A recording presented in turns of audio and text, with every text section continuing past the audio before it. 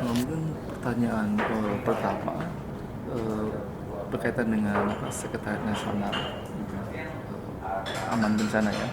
Itu kaitannya dengan kesiapsiagaan bencana dan peringatan ini itu bagaimana dalam konsep yang sekolah aman? Ya, baik, kalau terkait sekolah aman, sekarang kita sudah punya regulasi Permendikbud nomor 33 tahun 2019 tentang penyelenggaraan program SPAB. Iya. Dalam Permendikbud itu dibagi atau diamanatkan apa yang harus dilakukan atau yang menjadi tanggung jawab kementerian, pemerintah daerah dan satuan pendidikan dalam penyelenggaraan program SPAB pada 3 fase di prabencana, darurat dan pasca bencana. Nah,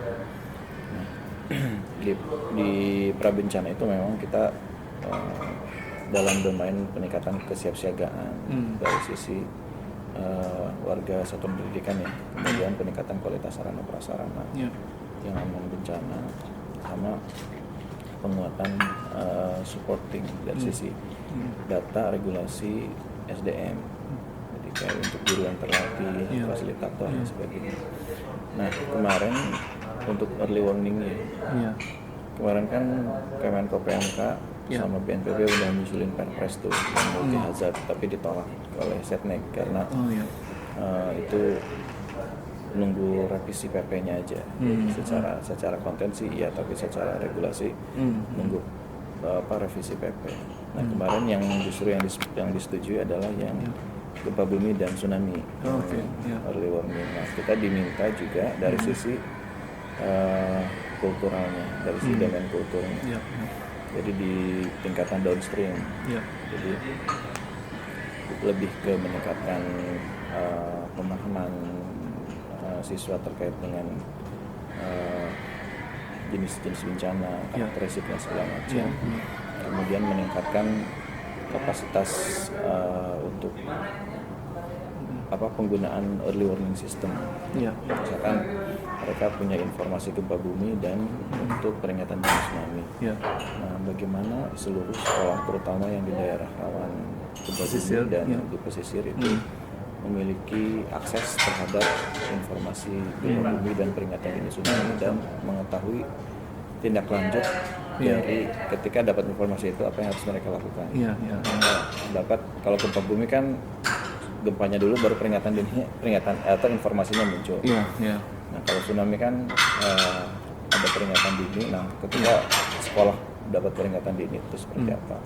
Nah, kemudian secara infrastruktur kan kita tidak punya kewenangan untuk membangun infrastruktur peringatan dini, walaupun bisa misalkan di daerah-daerah pesisir, di sekolah-sekolah kita kalau ada peringatan dini tsunami, kita udah punya sistem peringatan dininya, apalagi kalau itu jadi di dalam sekolah.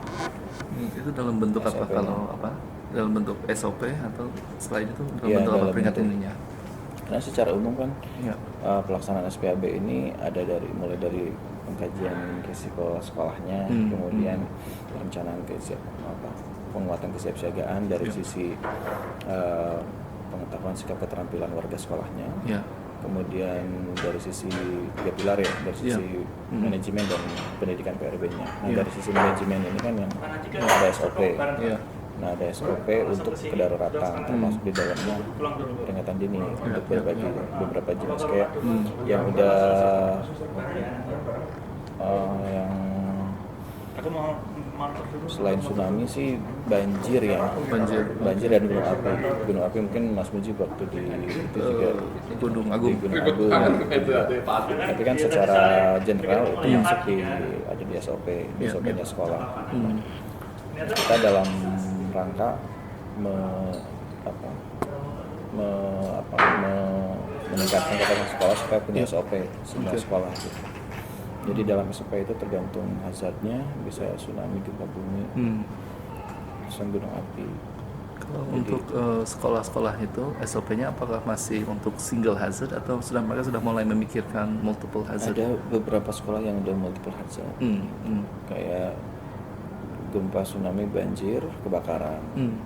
Yang rata-rata ada sih kemarin yang pendampingan itu, rata-rata yang ada itu kebakaran, gempa bumi. Kalau tsunami daerah pesisir, kalau gunung api kan daerah ini, longsor juga Gunung, ya. daerah-daerah tertentu, Ya, ya. banjir. Jadi baru 5 itu aja, yang lainnya sih. So murni fokus untuk apa namanya? Lebih Geological sama geological hydrometeorology. sama hidrometeorologi. Kalau berkaitan dengan tingkat pemahaman guru maupun murid soal resiko itu bagaimana menurut pendapatnya? Apakah sudah mulai meningkat? Kalau atau- secara informasi sih, Ya. bahwa sekolah atau guru atau siswa itu menerima atau tersosialisasi adanya program siaga bencana Ya. atau itu tuh sudah. Tapi jumlah yang sudah memahami atau yang sampai mampu mengimplementasikan, Ya. mereka punya pengetahuan, punya kapasitas, punya keterampilan, Ya. itu kita belum punya data yang valid yang bisa terukur berapa jumlah guru itu yang siap-siaga. Beberapa tools yang lagi dikembangkan kayak Ya. UNDP kan dengan step A gitu, Ya. mengukur tingkat kesiapsiagaan sekolah Oke. itu terhadap tsunami. Itu rata-rata memang masih paling tinggi sedang, rendah sedang. Ya. Kebanyakan yang tinggi itu beberapa saja. Itu berapa sekolah yang dinilai oleh UNDP untuk apa? UNDP itu kalau kita kan yang sedang dan tinggi itu ada sekitar 1.600 yang di daerah pesisir, Ya. ada 1.600-an sekolah. Nah, baru sedikit sih yang diakses oleh UNDP, saya kurang tahu juga detail. Ya. Tapi yang di Aceh, di Bali, di Ambon, di Bandung beberapa sudah. Itu yang Bisa sedang dicek ya? juga. Nah, ke depan memang kita mau bikin rumusan program itu. Monef. Jadi Monef itu terbagi ke 3. Ya. Satu, memonitoring berapa sekolah yang sudah menyelenggarakan program SPAB sesuai dengan Permendikbud. Ya. Yang kedua, ya tadi tingkat keamanan, berapa sekolah yang sudah memenuhi kaidah keamanan bangunan. Ya. Yang ketiga, tingkat kesiapsiagaan, tadi berapa siswa, berapa guru, berapa sekolah yang punya tingkat kesiapsiagaan rendah, sedang, tinggi. Itu diukur. Nah, memang kita masih mengembangkan instrumennya, jadi belum jalan. Pengukuran itu belum jalan. Itu sudah ada wacana Tapi pengen sudah ada menyusun bagaimana mengukur. sudah instrumennya udah ada, tinggal nanti gambaran program ke depan. Ya.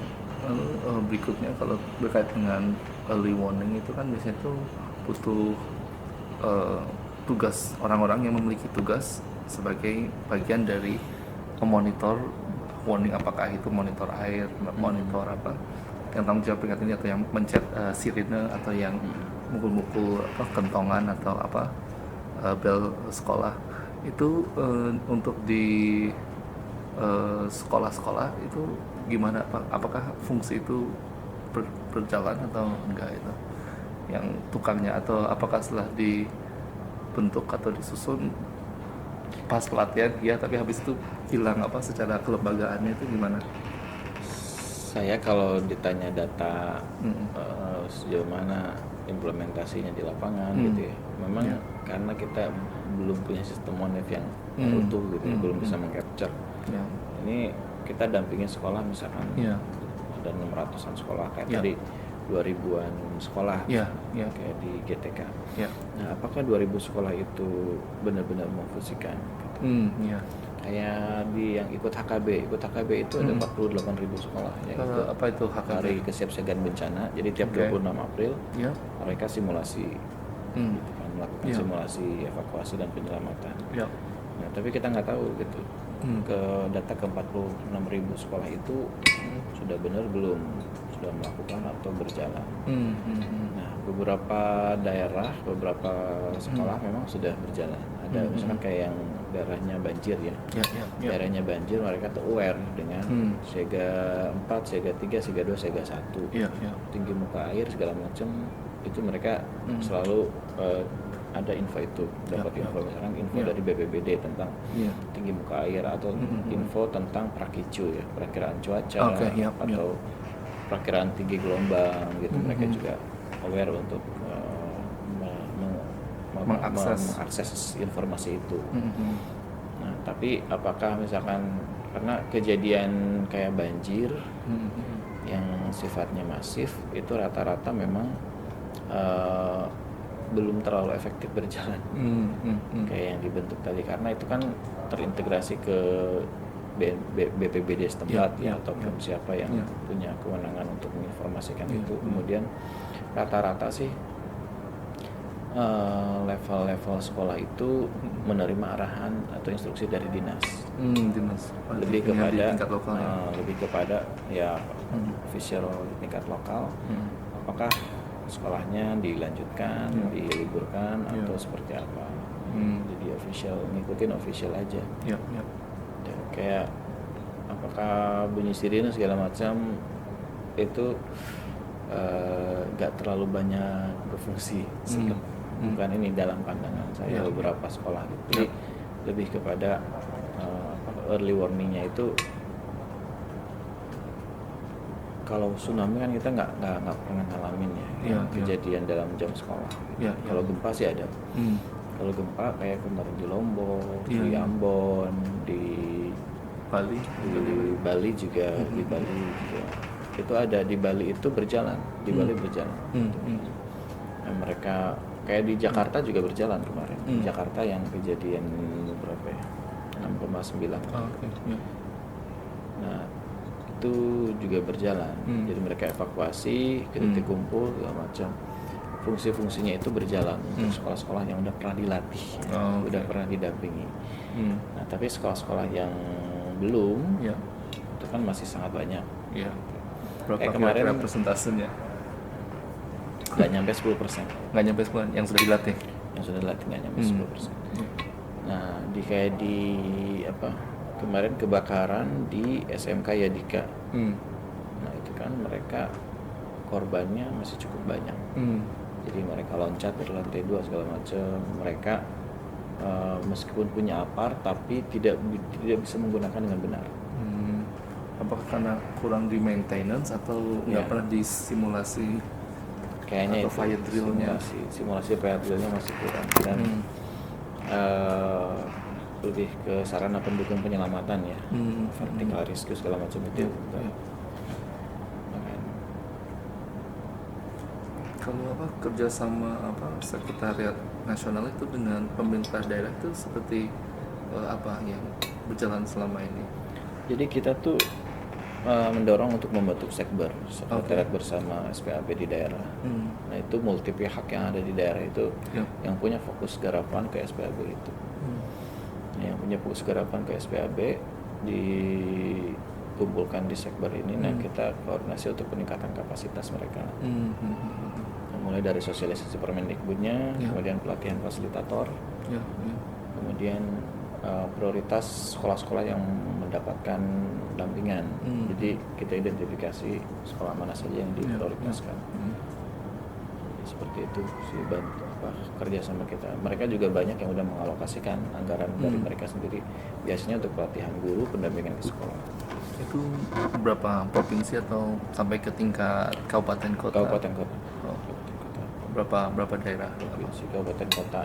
Yang udah deklarasi sekbernya itu ada yang lagi proses tuh ada sekitar 6 daerah yang udah jadi sekbernya itu. Ada beberapa daerah, ada 3, Bangka Belitung, Bali ada nggak? Bali belum. Lombok NTB ada. NTB sedang proses. NTB bahkan jadi program kita dorong masuk di RPJMD. Oke. Di NTB itu didorong jadi program prioritas bencana. Berarti tingkat provinsi atau tingkat provinsi. Oke. Jadi kalau udah masuk di situ, maka dinas harus mengalokasikan program.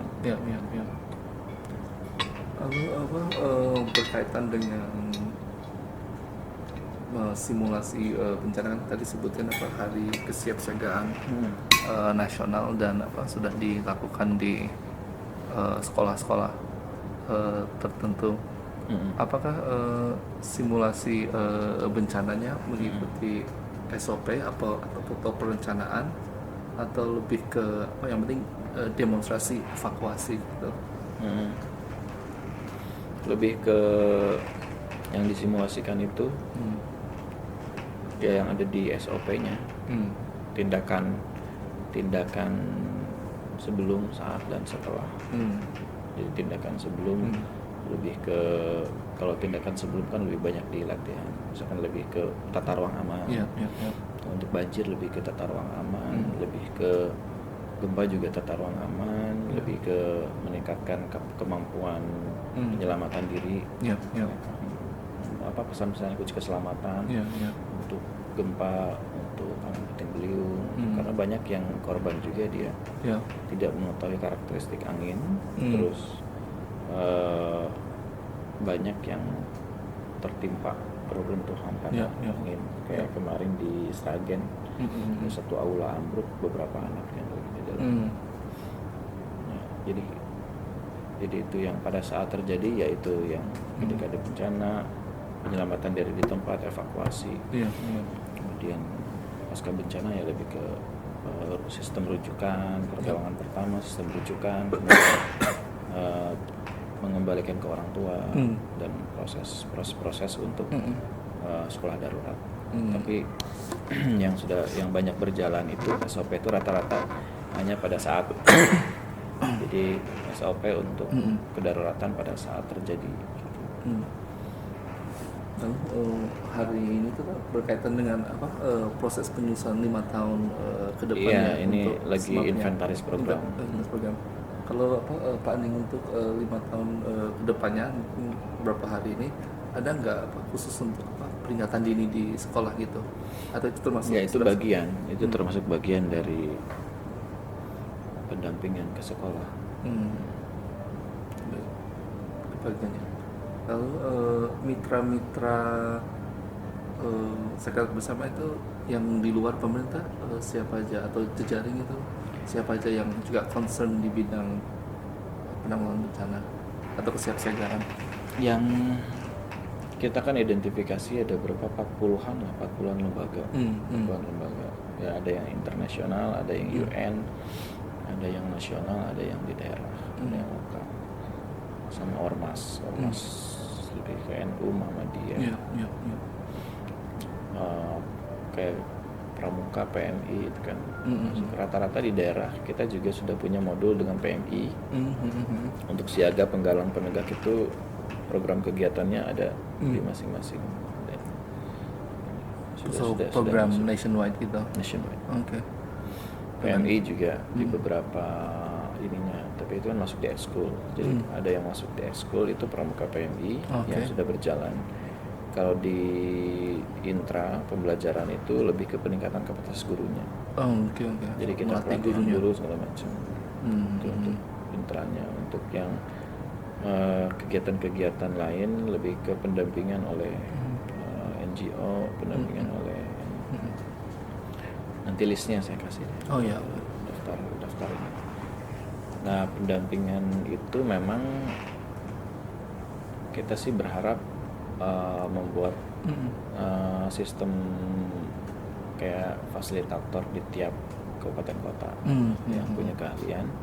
Jadi fasilitator itulah yang melakukan pendampingan gitu. Walaupun di Permendikbud kan kita sekolah itu diminta mandiri melakukan melakukan tahapan, misalkan untuk kajian risiko, sekolah harus mampu melakukan kajian risiko, identifikasi ancamannya apa segala macam. Itu kita bisa dibantu Inaris, bisa dibantu secara manual. Kemudian penguatan kapasitas guru, siswa, bagi guru pelatihan daring, luring, online atau offline. Offline. Kalau siswa tadi ada ekskul itu atau pelatihan langsung. Kemudian ada terkait dengan yang tadi manajemen ya, pembuatan SOP dan sebagainya.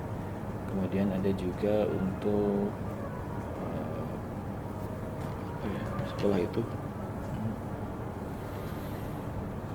untuk ke keluarga. Untuk tadi udah di beberapa kita sedang menyusun buku siapsiagaan di keluarga. Oke. Yang bagian dari programnya BNPB ya, atau enggak terpisah? Terpisah sih, tapi memang seiring, selaras, beririsan.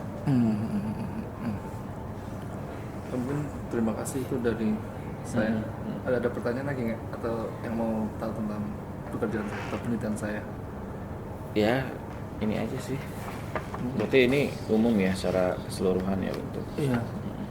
untuk peringatan dini. Iya, lebih ke peringatan dini. Kalau di kita sih memang yang perlu ditingkatkan kan dalam rantai peringatan dini ya, Yap. alur peringatan dini itu salah satunya bagaimana peringatan itu sampai kepada sasaran. Iya. Dan si sasaran itu punya kemampuan untuk menindaklanjuti untuk penyelamatan. Nah itu sih yang saya pikir di instansi-instansi kita tuh belum tersistem dengan baik, kayak di sekolah. Nah misalkan kita punya channeling akses dapodik, data pokok pendidikan, dan itu kan setiap sekolah punya ini. Nah, kalau misalkan kita bisa memuat informasi peringatan dini itu di dapodik, jadi semua ketika ada aware itu seluruh sekolah itu sudah punya informasi itu. Kalau sekarang kan individual ya, kayak info BMKG segala macam itu individual masuk ke sini. Tapi tidak semua orang punya aware tentang itu gitu. Berapa orang sih yang download info BMKG gitu, Play Store gitu? Iya, nggak nyampe sejuta kan? Nggak nyampe sejuta. Nah, terus gimana? Terus yang manual lagi lewat peringatan sirine segala macam itu hanya cangkupan 2 kilometer. Kalau saya sih gitu, misalkan link antar sistem, antar server to server dari BMKG ke Kemdikbud, kan dengan BNPB sudah mereka. Tapi dengan server Kemdikbud misalkan di web ataupun aplikasi yang terhubung di sini ada Dapodik, ada apa, ada pop up muncul, gitu. Oke, so itu apa dreamnya ya, lebih ke integrasi data sama warning bisa langsung terjaring ke sekolah-sekolah yang benar-benar berada di rawan. Kalau sekarang kan di Inaris memang udah ada informasi itu, info bahaya, kemudian informasi kalau dia sedang dan tinggi, ada informasi tindakan sebelum saat sesudah. Itu di Inaris sudah ada. Kita juga udah sosialisasikan. Oh, Inaris ya, so pakai Inaris. Berarti yang dipakai apps-nya itu Inaris, lalu yang BMKG yang tsunami. Info BMKG, terus sedikit yang badan geologi yang PVMBG, magma itu pernah dipakai atau pernah kita beberapa kali pakai gitu untuk sosialisasi. Dari di sosialisasi di kegiatan kita pasti kita kasih tahu ini sumber informasi untuk peringatan informasi geologi gitu, gunung api kan. Jadi berapa status gunung yang waspada, yang siaga. Ya, so berarti harapannya dari Sekretaris Bersama itu untuk sekolah yang benar-benar berada di wilayah yang rawan itu, apabila ada peringatan itu secara otomatis itu informasi langsung menyeberang ke sekolah itu, nyampe ke sekolah itu, nggak perlu membuka secara satu persatu gimana gitu, atau kan sekarang kadang di beberapa daerah informasi ada belas SMS gitu, tapi nggak semua kan. Oke, terima kasih. Ya, sip Mas Benji, sukses lah. Ya, oke.